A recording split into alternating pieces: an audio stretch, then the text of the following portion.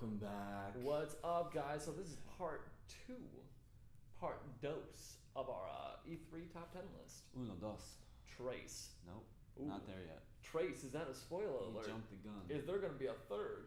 We don't even know yet. We don't know. Yeah.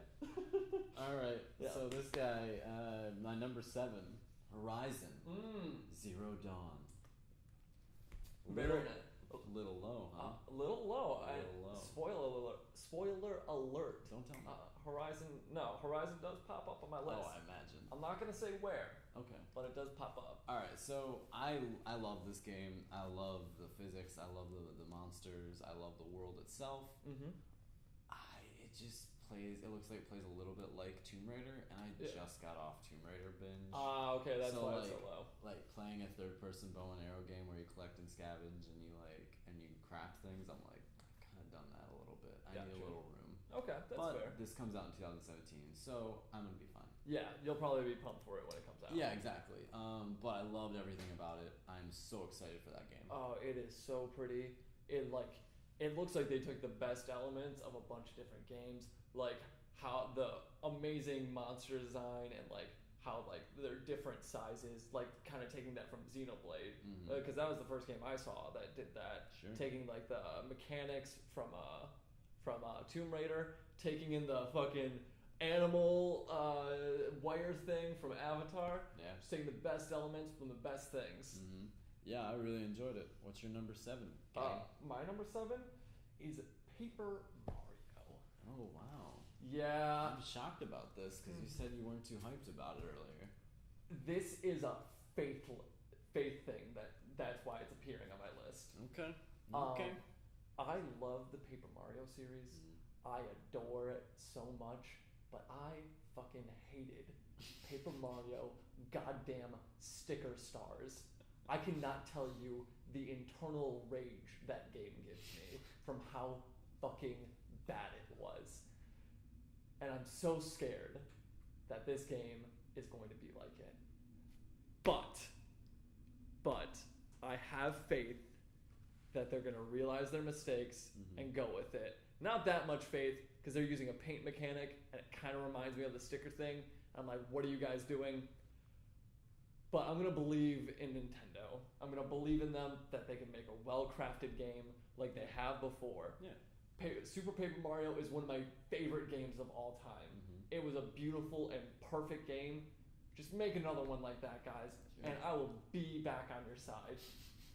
And I'm pumped that it's for the Wii U and not for the 3DS. Sure. Because as soon as they went to handheld, that's where they dropped the ball. Okay. Alright. Yeah, I'll check it out maybe. All right, rage over.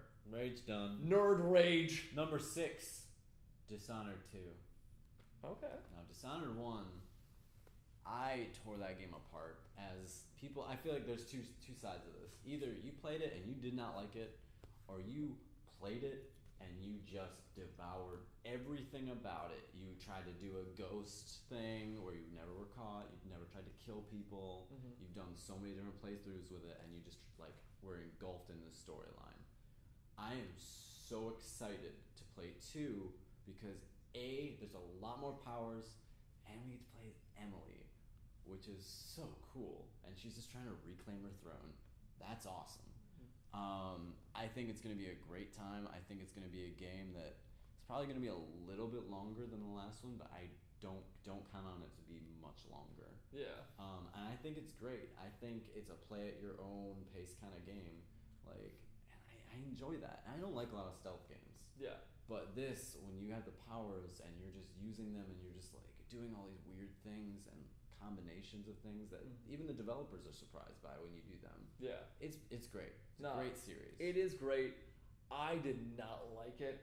I do not like stealth games to a point where it's like, if a game's one of their primary mechanics is stealth, I just skip it. I tried a little bit of Dishonored, was not a fan. Now, did you try playing it action though? Because you can. I did, and it felt heavy. It felt heavy to me. Okay. Yeah. So not on my list, but I can respect why people like it. Sure. I'll have you try the second one then. No, I mean, I give every game a chance, Sure. but yeah, definitely not my style. Sure. Okay, so next on my list is actually Final Fantasy 15.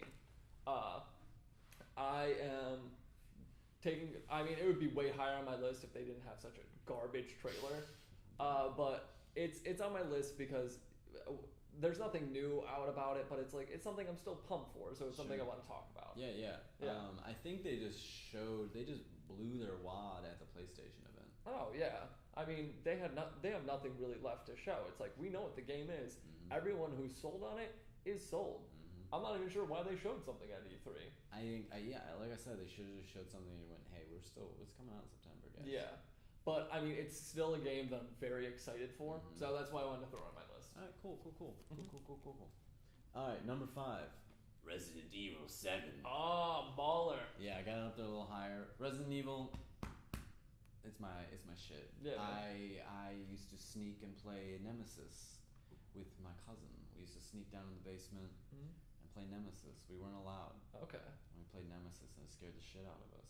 Wait, is Nemesis? Nemesis is 3. Okay, gotcha. And it's where Nemesis, this big hulking motherfucker, chases you nearly the entire game. Yeah, I've heard about it. Forgive me, I'm not a big Resident Evil guy, so I don't know too much about the series. I'm big. Yeah. Big guy. But I really think this might be a return to Resident Evil classic.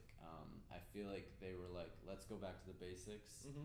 Let's try Resident Evil 1 maybe from a first-person perspective and throw in VR. And if the combat is good, Yeah. I think it's going to be a great game. No, and you know what? Horror games on VR, it's amazing. Mm-hmm. Like it feels so real. It's yeah. gonna be so scary. I probably won't play the whole thing in VR just because I'll be too terrified. Mm-hmm. Like I'll be way too scared. I am not a man when it comes to scary stuff. No, I feel you, dude. Yeah. I feel you. But no, it's going to be a lot of fun. I just hope they really deliver this time. Yeah, man. I think 6 they dropped it, Mhm. and we need some Resident Evil back. And we need survival horror in this world. Oh yeah, We need it. for sure, dude. What you got? So my number 5 is Persona 5. Ooh. 5. Kind of cute. So I love the Persona series. I love Persona 3 Fez. I am mumbling like a motherfucker. It's okay. I loved Persona 3 Fez and Persona 4. You got it. I recovered. You sure did. But yeah, no, I love those games. I am a big fan of very well done JRPGs, and that's what those are. They're very well done JRPGs. Oh yeah, they toss JRPGs into a blender and throw a bunch of other like life simulation things in there. Exactly. Mini games. And that's what makes those games great. Yeah. It's like you connect to the characters, you feel attached to them, Mhm. you're growing with the story, and even when the battle system gets a little too grindy, Mm-hmm. it's like you still have that story to just push you along. Yeah, I don't have a problem with grinding. Okay. See, I can get a little tired of some tedious grinding. You know, R. Kelly put it best when he says, "There's nothing wrong with a little bit of bump and grind." Bump and grind, girl. Bump and All right. That's funny you say.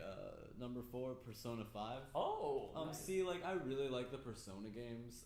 They're really dark, and you just get obsessed with them. Yeah. You Man. want to know all the weaknesses to the enemies you're fighting. Yeah. Absolutely. And this game seems like it's like just throwing it out there that it's just gonna not be like 3 or 4. That it's just gonna be a completely different entity. Oh yeah, man. And I'm excited of the way it looks. I love the like you can just randomly go into different paintings and like you go to Egypt and it's like, what is Yeah. going on with this game? Oh, it's gonna be so good. And I am thrilled. I hate that it's coming out in 2017 for us Americans. I'm thinking about learning Japanese. Yeah. Just for that. Nihama. That's Japanese, right?